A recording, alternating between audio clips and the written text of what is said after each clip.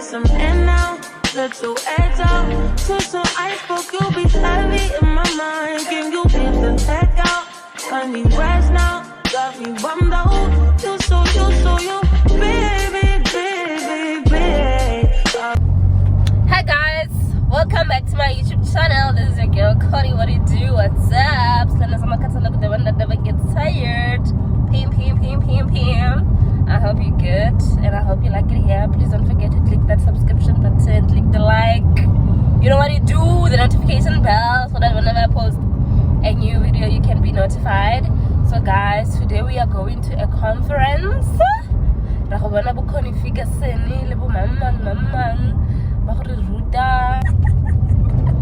okay, you guys will see.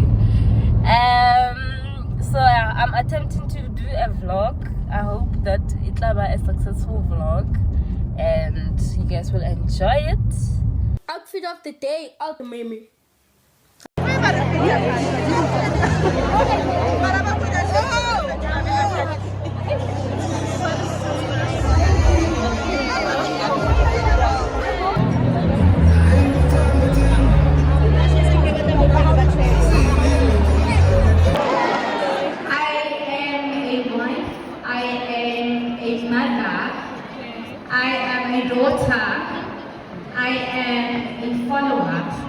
But most importantly, I am a child of God. That is where my everything and all begins. Like chaos being it speaks to what I'm going to speak to you today about.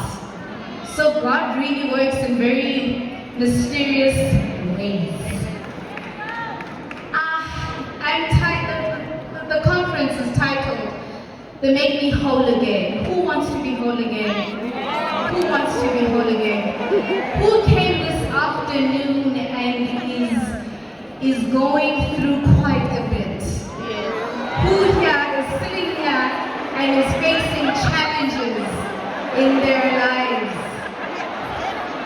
And they are not sure if they will make out of those challenges. You are questioning yourself, you are questioning your being and who you are. Today I was supposed to speak for a bit longer because time has gone. I'm going to try to rush through it. It's titled, what I'm going to speak to you today is titled, Death Can Be Healing. Ugufa, death can be healing. Sometimes somebody leaving your life is healing. Sometimes a loss of something is healing. You think it's a death and you will not make it on the other side, but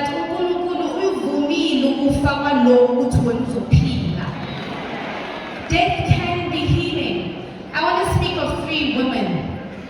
I will first touch on Esther, the book of Esther. This is the one book in the Bible where the word God is not used, but He is there. I want to touch on Ruth, the book of Ruth. She loses her husband, her first husband, and in her loss of her first husband, she continues to serve her mother-in-law. Then I'm going to speak about Mary. Mary is the first woman who the angel approached to tell that the tomb was open and Christ was no longer there. These women have 3 things in common. Esther lost both her parents and then she was adopted by a man called Mordecai. Lost her first husband and continued to serve her mother-in-law. Mary, who was very close to Jesus, was the first one in his death to hear that he is no longer in the tomb. Why were these women why was Ruth able to serve when her first husband, how many of you,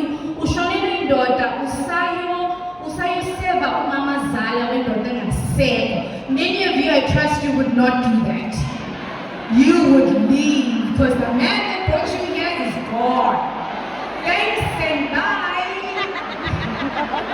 But she continued to serve her mother-in-law.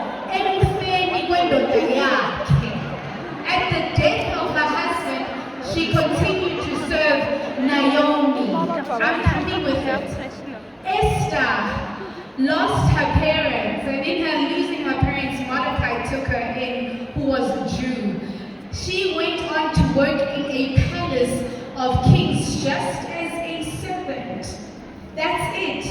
It took the removal of Vashti for the king to say, I need a queen, right?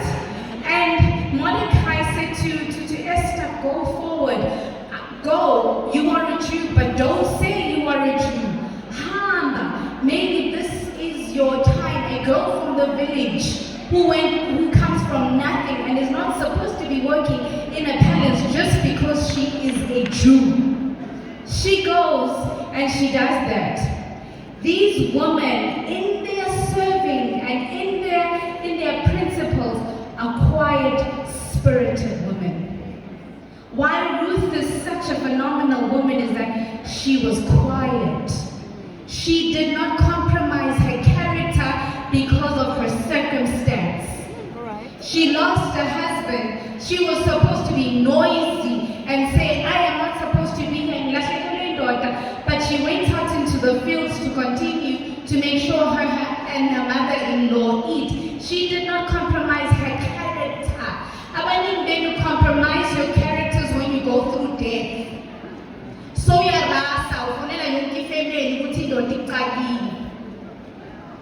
you make a noise, you're calling all your girlfriends and you're telling them this man is not good to me.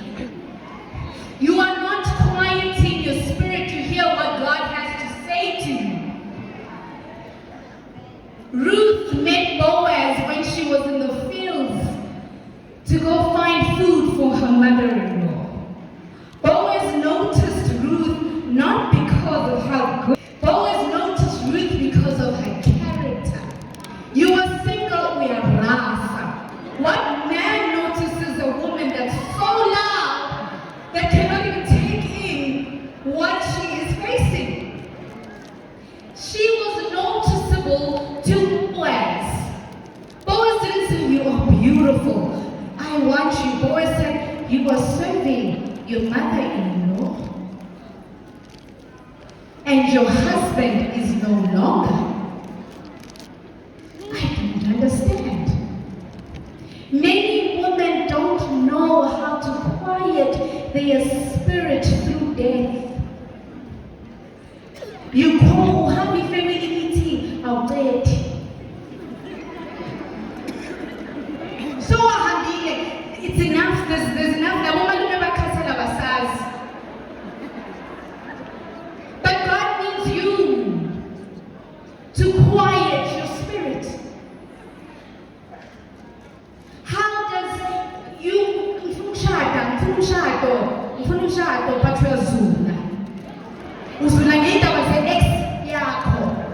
your boys can't even see you because of my ex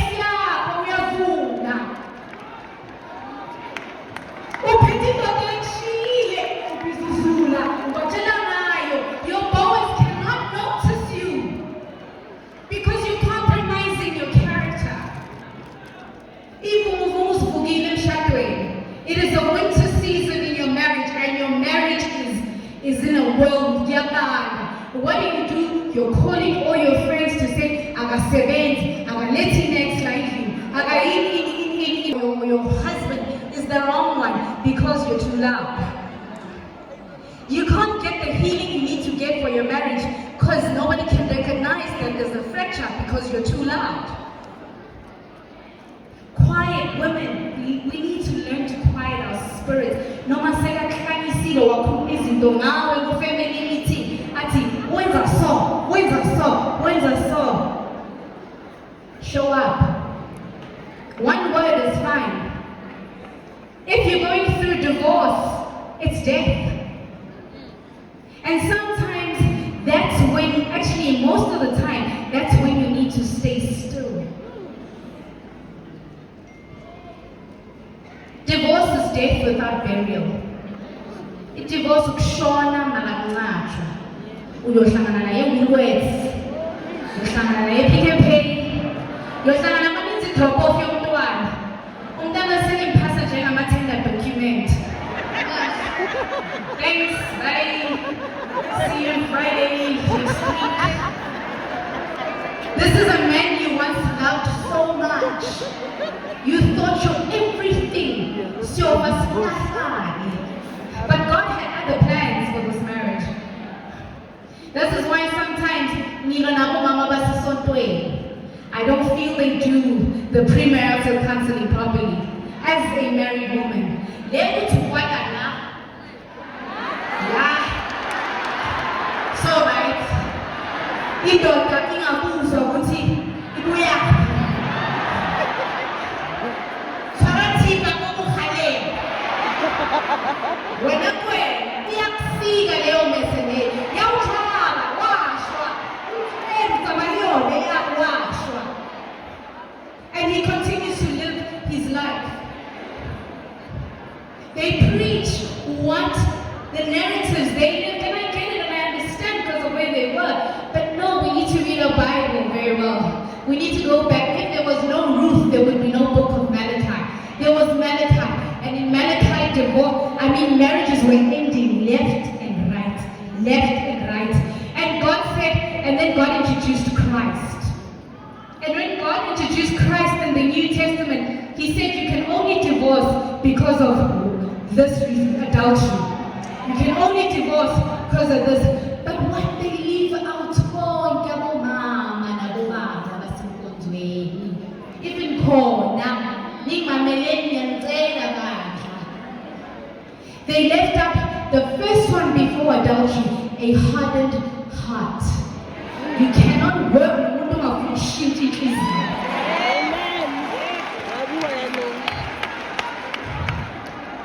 You cannot work with somebody who is stagnant on their ways for your family. We are tired. Yena uphumile usesitradeni, ufastile, yena uphumile usesitradeni. Awuthi uyawonda nokuwonda, uphelile. Ubuthathela indoda engafuni ukujinga. It goes back to the story of Moses and Pharaoh, and everyone knows that story. God says to Moses, go tell Pharaoh that I want my kids to leave Egypt, the kids of Israel to leave Egypt. He gave him so many warnings, and Pharaoh said no.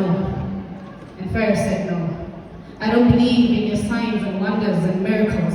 And then the last time, then God went to Moses and said, well, I have hardened his heart, and at this time you will leave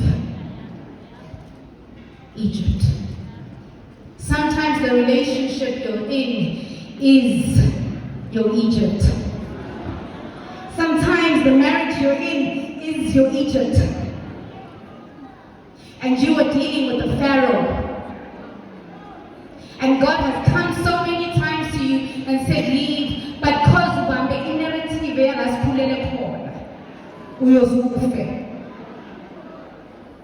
so many marriages are alive by paper but are dead inside. Because you are dealing with a hardened heart. Quiet your spirit to hear that this is your Egypt. It's time for you to leave. And your leaving doesn't mean it's going to be easy. There's going to be destruction. But God is beside you. God is with you. Sometimes you don't have to do anything but just to show up. Esther showed up. Quiet your spirit. Quiet your spirit. Work with God. Listen to God. So you don't end up with the wrong man. So you don't end up marrying the wrong man. So you can fix what is broken in your marriage. Some of you want to leave for nothing. It's been 3 years in your support. Marriages have seasons as well. When you got married, you were in spring. You were happy, you were excited. You had plans for your marriage. Some of them came to pass. And then from your spring, you left and you entered a summer. And summer can be sometimes too hot because making this money requires one person not available more than the other. But you're sitting in your home, you're driving your car, you have the kids. That is your summer. And then it enters autumn. Autumn is when the leaves fall away and your marriage is now in routine. You know what time he comes back. You know when he puts his shoes. You know the sex routine. You know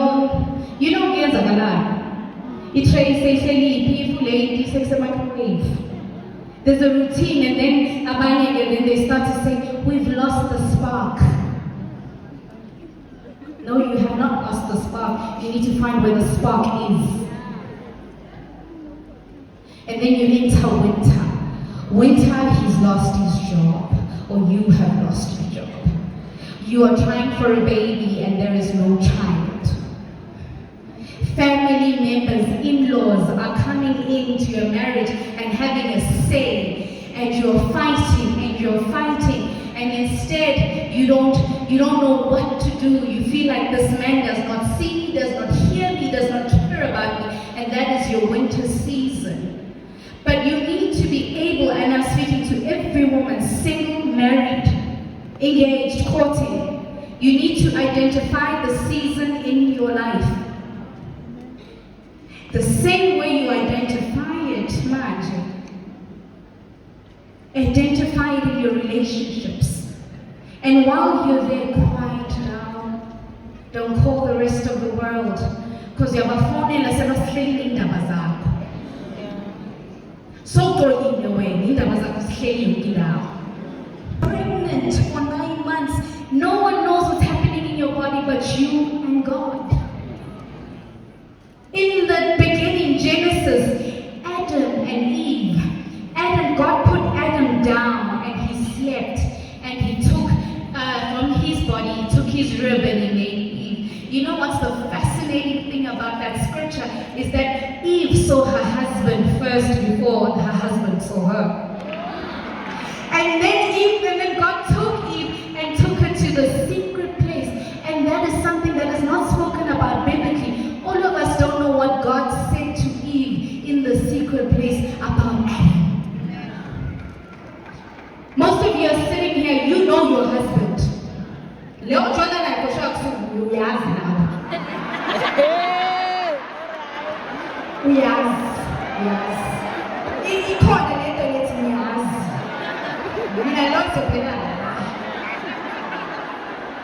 know your husband.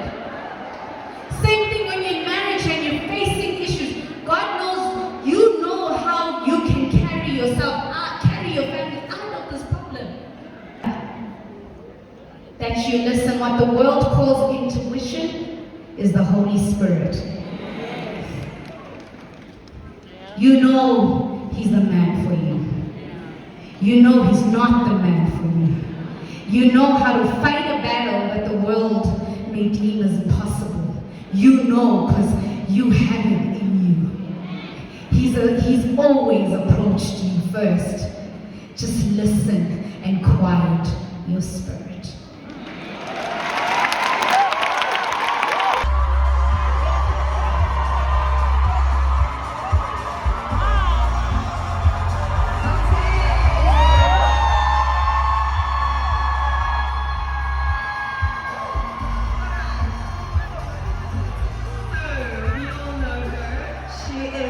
Connie Ferguson.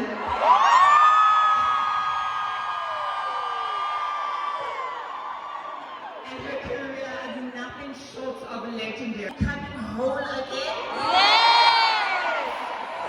Well, it's a great pleasure for me to be here today as well. For a moment, I didn't think I would make it into the arena, but God had other plans, so here I am.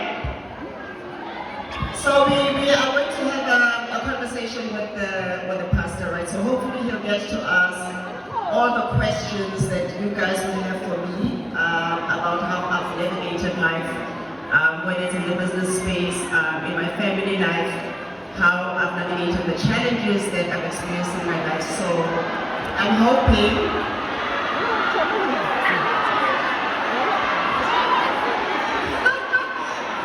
Thank you so much. So I'm hoping whatever it is that we are going to share here, one of you will leave with an attitude. Some of you will leave healed in one way or another, and some of you will leave inspired in one way or another. But I'm so happy to be here, and I'm happy to see all of you here as well. Thank you so much, ladies. Thank you so much. We've got so much to suck. I want us to use the opportunity. Are you ready? I want us to suck. Number one question, we'll ask as they tell minutes, then after they allow Dr. Zenda to ask almost at the end, and also label. But it will be between my wife and I for now. I'll allow my wife to ask question number one. Hey, oh my goodness, it's such a surreal moment. Even for myself. Connie, we are so humbled to have you. Thank you for making time. And yes, the ladies are waiting. So my first question is, you are confident. So it's written differently, but I'm going to say you are a confident woman. And that pours out to all of us, you know, whenever we see you. Were you always like that? As a child? That's a very good question, because people see me today, they see the poise, they see the confidence, they see what they deem success, and they think that it's always been like that, right? Because that's what they know, that's what they see. But what they haven't seen is the backstory.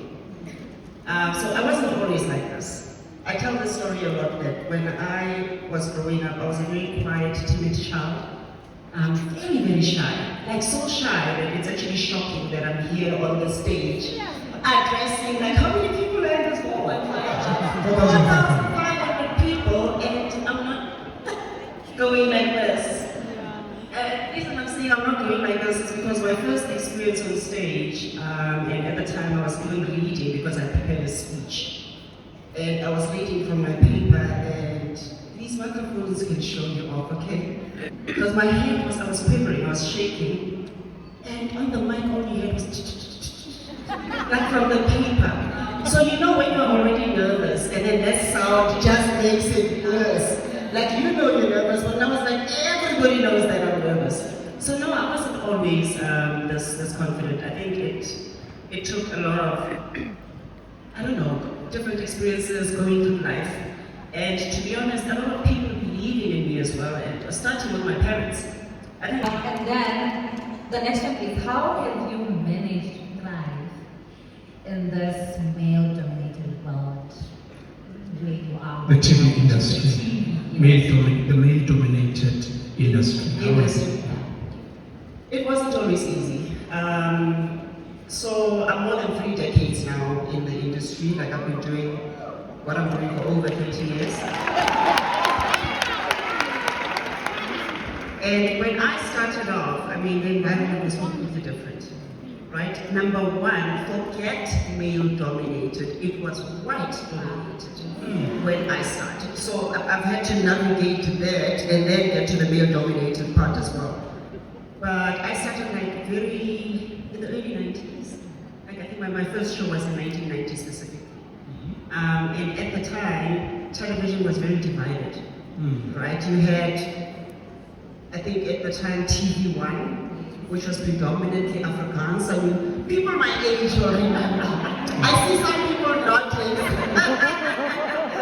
So people my age will remember. So we had TV1, which was like Afrikaans, and then we had TV2, which I think at the time was Zulu. And then we had TV3, which was all the Sotho languages like Setswana, Sepedi, and South Sotho.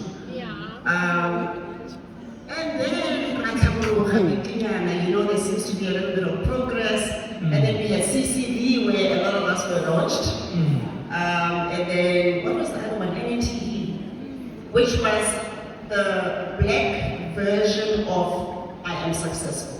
So that was the black English TV, right? But we still had a channel that was just Afrikaans. So having to navigate that was really tricky because number one, I don't really speak Afrikaans, so I couldn't even go on an Afrikaans channel. But for me, I didn't really see that as an issue. I think ke Motswana, and I'm a very proud Motswana. So I thought.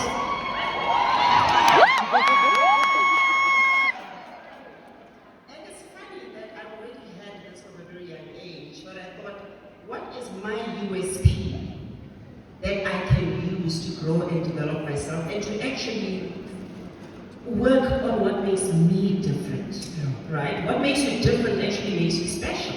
And what made me different was the type of Setswana that I spoke. So because I grew up in Botswana, I spoke a Setswana that fascinated people. Because they would hear me speak and they would go, Setswana Sahabu, you know? Yeah, so it was my unique selling point. That was my USP. So I used that to my advantage. So when CCTV was launched, I presented in Setswana. That made me different, that made me special. And then they had SABC 1, 2, and 3. You know, when they launched this, we are one. And then I was on SABC 2 again with the Setswana Sesotho Sepedi. So that, the racial division of channels, I mean, that we had no control over. But then when it came to the acting space, back in the day, you know, we go to auditions and when you get your script, you would see the lead characters are coming. So, you know, it was something that we tried, and you know what? It became our USP as well to say, you know, all Ferguson Films Productions, so and since then, women have started to see themselves in a different light. Women know they are strong, they are powerful, they can lead, they are confident, they can hold high positions in corporate, they can start their own businesses, they can multitask. You can be a wife, a mother, and everything else that you think you're capable. Thank you. Let's drop this one quick. On making money, how many want to know about making money? Okay, you see. I just need one tip from you, Sis Connie, on making money. How do you attract money? How to become the powerhouse businesswoman that you are? So I have a thing about money. I have a love-hate relationship with money because I believe money is necessary. I believe money is good. I believe money can add value. But I believe you have to have a good relationship with money. And that's how you attract money, is if you have a good relationship with money. I find a lot of people, money changes them. And when money changes you, it's money is a tricky subject, right? Because we all want to make money, we all want to be able to provide for our families and work. But how I grew up, my very first salary, very first salary when I started working, all of it I gave to my parents. And from my salary, my parents gave me an allowance from my salary. And I believe that's where my blessings were unlocked. Okay. So there's something to be said about money that I call it to be close-handed. You know, house and then you just want to keep everything to yourself and you become greedy and money like that does not take you too far. There's a reason God blesses us. God blesses us to be, I mean, you will be, let's say for example, I was the one that was empowered maybe to make my first million in my family. God gave me that blessing and that responsibility so that I can assist someone else in my family, so that they can assist someone else in my family. So there's something to be said about paying it forward when success favors you. Because that blessing that someone else is praying about, oh God, if someone can just give me 10 grand today, I can actually get taxi, I need to get to work tomorrow, I don't. You know, and then you meet a random stranger and you have a conversation and they're really nice to you and you know, you tell them, oh, and then they give you $50. That's your prayer answered right there. But now, that stranger does that for you. That stranger gets to work tomorrow and they get a contract at 100 million bucks. So it's money is cyclic. You have to give in order to receive.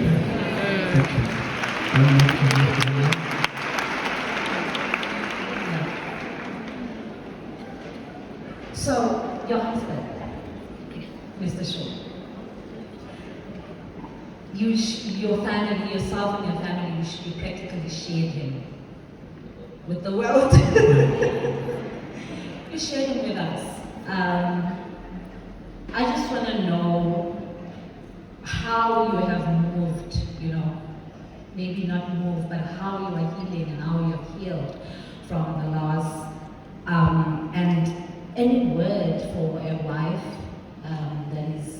that has lost a husband, that is still grieving, that is failing to find, how you're married, we've been married for 13 years, and life now seems like it only makes sense when we are together. Yeah. Now, all of a sudden, somebody else is not here. Yeah.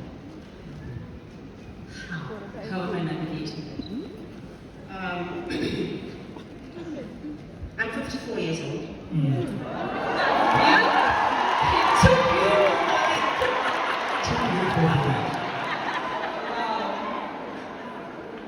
I don't like being called a widow. Yeah.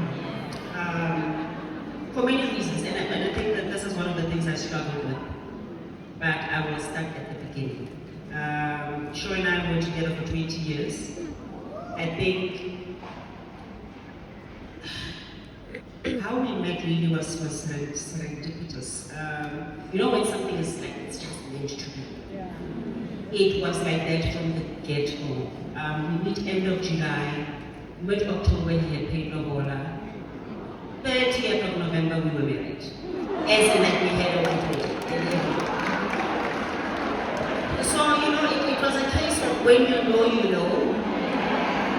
And with us, it has always been like that. And we were, you just said now, at 13 years, you with your husband, you're tired and you just can't imagine what life would be like without the other.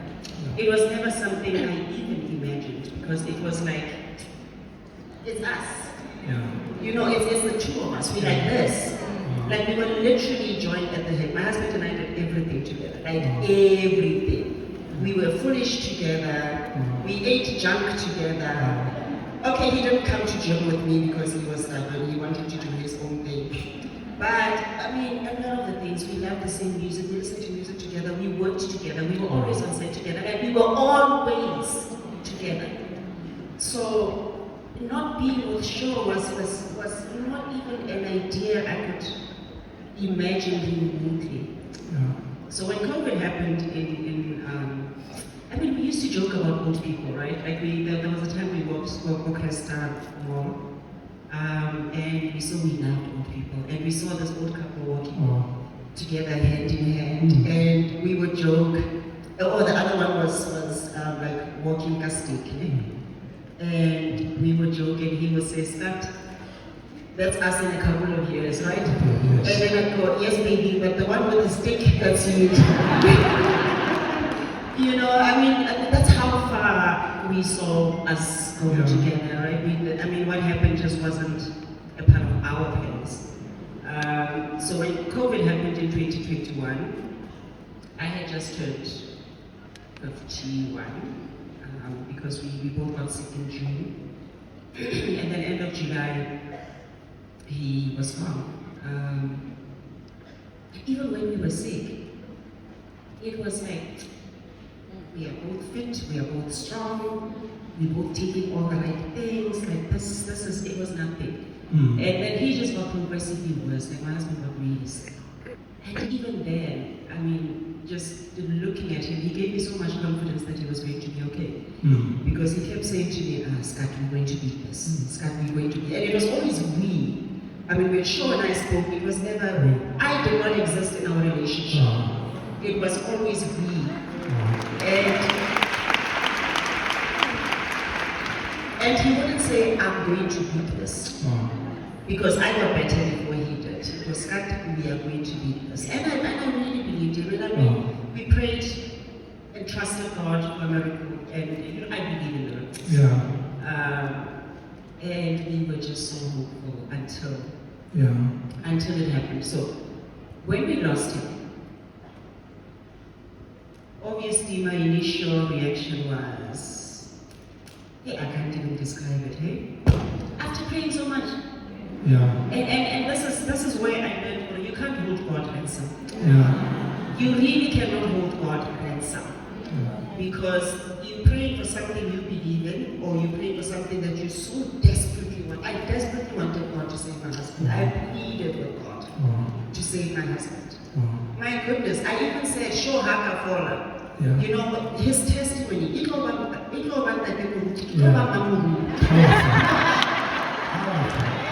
even promised God, you know, and I remember I used to talk to Show when he was intubated. Remember, you know, your testimony is going to be so big. We are forgetting about TV. And I'm saying it like it's a joke, right? But I believed that to my core that maybe this was a change in direction for Show and I, because just that moment was completely like changed. If he had made it, he would not have been the same person. I don't believe I'm the same person since he was. But how have I made it? By the grace of God. I remember I was very angry. And you know, I don't want to sugarcoat how I felt. Yeah. I was angry. I got very depressed. I was hopeless. I would go to sleep at night and not want to wake up in the morning. It was just strange. I would go home. So the funny thing is, I sleep on one side of the bed, right? I have my side, he has his side. Shaw still has his side. Like, I have not slept on his side of the bed. Like, I still maintain my side of the bed. It's just, it's you know, when they say old habits die hard. But I don't know, it's just still there. But how am I doing? I think I'm learning to live with him in a different space, because I could never live without him. Wow. Right? So it's like he's everywhere I go. A picture on the phone. You know, I know I could never live without this guy. The reason I say that is the love we shared was so pure and so deep and so whole that he would never leave me. And there's something to be said about creating beautiful memories. And I suppose this is something that I'd like to advise married couples, and not only married couples, but families generally. Because 2 days ago was the anniversary of my mom's passing as well. But how I remember my beloved who have gone is through the beautiful memories that we share together. And what I find is these memories actually keep these people alive in a different form. You know, when I was still going through my grieving process, I mean, a lot of what I would get would be, because I talk about Show a lot. You can't shut me up. I mean, you can hear that I'm going on now. Like I talk about him a lot because it gives me so much peace to talk about him. Because through me, he gets to live this side. I mean, he has a completely other life than he is. Complete other life. But on this plane where you and I exist, he gets to exist through me. And that is what is called legacy, right? We don't let our, I mean, my grandson knows his grandfather. His children will know their great-grandfather, and their children after them. I mean, if I have anything to do with it, and I think that's the advice that I can just give to families, that life is short, life is not guaranteed. We have plans, or we can plan 10 light years ahead or 100 light years ahead, but we don't know what's going to happen tomorrow. So you are in control of what happens now, in this moment. You are in control of what happens today. Wives, Hello. never But discuss when you have a disagreement with your husband. All right. Husbands, be kind when you have a disagreement with your wives, because women are very sensitive creatures, right? And it's important to, in a married relationship, it takes getting over yourself. And I think as we're human, we like to control things. We like to control situations. We like to control our circumstances and the outcome thereof. What my experience has told me is that you cannot control everything. Yeah. And when you can't, when something is out of your control, you just need to learn to submit to God and His will and His power, and believe that whatever dark pit, whatever dark hole that you find yourself in any given moment. You know, when they say, okay, first of all, when I grew up as a child, I was scared of the dark. I couldn't. I mean, you know, you hear so many horror stories when your grandparents tell you stories and whatnot, and things that traumatize you. I think I was traumatized as a child because even when I slept, I had to sleep with blankets over my head because I felt unsafe. It was like if I see a shadow in the dark, there was something in the room. So I was always like scared of the dark. So I think what an experience like this does for you is it forces you to sit in the dark. It's in the dark. You have to sit in that dark and get used to, you know, like when you close your eyes, first you see black, then suddenly the black becomes red. So you have to learn to sit in the dark until you are able to see light in the dark. And I feel like that's where I am now, even though one would look at my situation and just sense darkness, I have discovered so much light in this dark pit that I was in. Number one, I feel my relationship with God is better. Number two, I think I appreciate life differently. There's nothing, and I never really took much for granted really, and I think I'm grateful. Because then my memories will show are solid, like I don't have any regrets. I feel like everything that we needed to say to each other, we have said. So yeah, God is good. God is good. Thank you, ladies.